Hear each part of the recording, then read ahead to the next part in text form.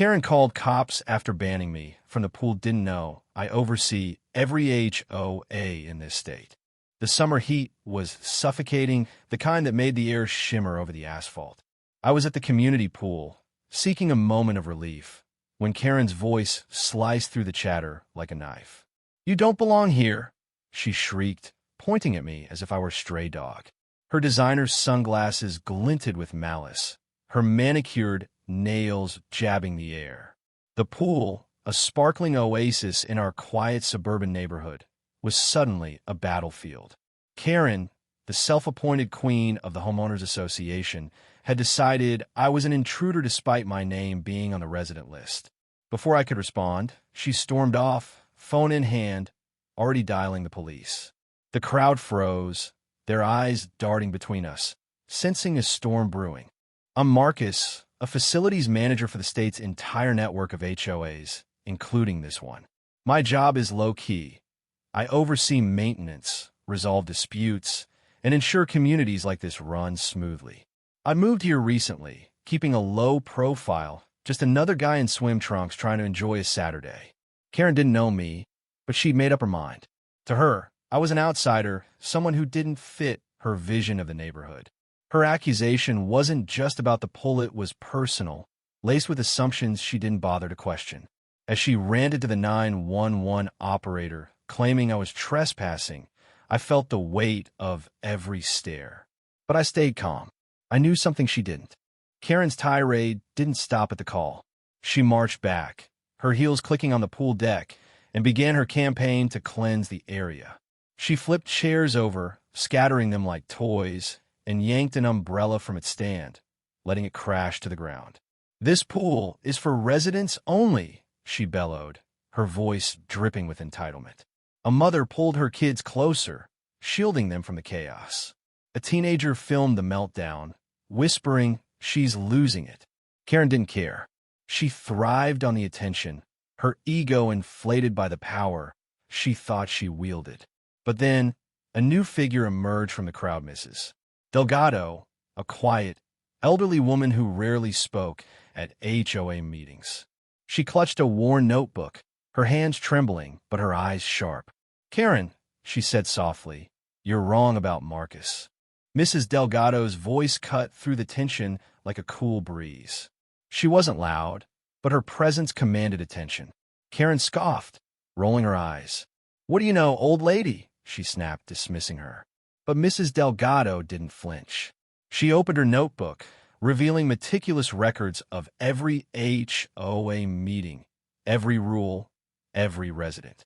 "Marcus is on the list," she said, holding up a page with my name circled in red ink. "He's been approved since last month. And I checked the bylaws, you can't ban anyone without a vote." The crowd murmured, some nodding, others pulling out their phones to double-check. Karen's face twitched, her confidence cracking. She hadn't expected resistance, least of all from someone she'd ignored for years. But Karen doubled down. "I'm the HOA president," she screamed, her voice shrill. "I make the rules." She turned to the arriving police officers, pointing at me. "Arrest him. He's not supposed to be here." The officers, two tired-looking men, exchanged glances. They'd clearly dealt with her before. I stepped forward, calm but firm, and handed them my ID and a business card. "I'm Marcus Tate," I said. "I oversee every HOA in this state, including this one. Check the records." The officers raised their eyebrows, one of them stepping aside to make a call. Karen's smirk faltered, but she wasn't done. She grabbed a pool float and hurled it into the water, shouting, "This is my pool, my rules."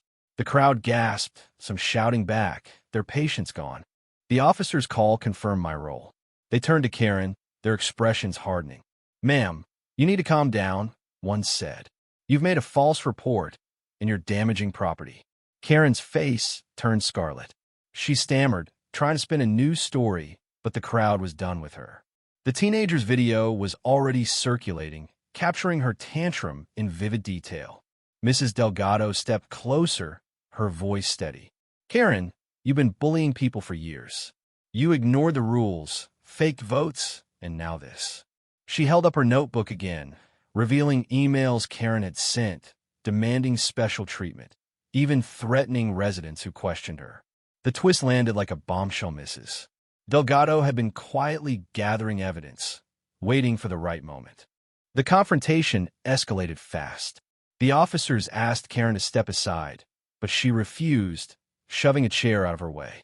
"You can't touch me," she yelled, her voice cracking. The crowd, now emboldened, started chanting, "Step down, step down." Karen's empire was crumbling, and she knew it. The officers warned her again, but she lunged for another chair, ready to throw it. That's when I intervened.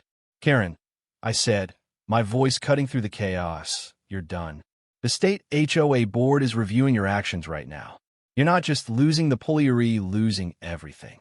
Her eyes widened, the reality hitting her like a tidal wave. She'd forgotten the bigger picture. I wasn't just a resident. I had the authority to end her reign. Karen's collapse was swift and brutal. The officers escorted her away as she screamed about lawsuits and knowing people. The crowd didn't cheer, they watched in stunned silence, processing the fall of a tyrant. Mrs. Delgado, still clutching her notebook, gave me a small nod. She'd been the unsung hero, the one who'd seen through Karen's facade from the start. Later that day, I called an emergency HOA meeting. With Mrs. Delgado's evidence and the viral video, the board voted unanimously to remove Karen as president. Her vandalism and false police report were enough for legal consequences, but the real punishment was social. She lost the respect she demanded for so long. By the next week, the pool was open again, buzzing with laughter and kids splashing.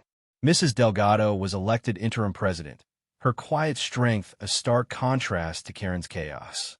I kept my role low-key, but the neighborhood knew who I was now. The story spread, not just about Karen's downfall, but about how one woman's courage and a community's unity could topple a bully. It wasn't just a victory, it was a reminder that power built on fear doesn't last.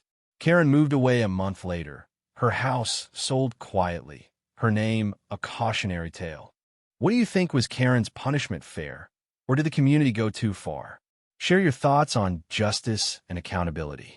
Sometimes it takes one voice to spark change, but it's the truth that sets us free.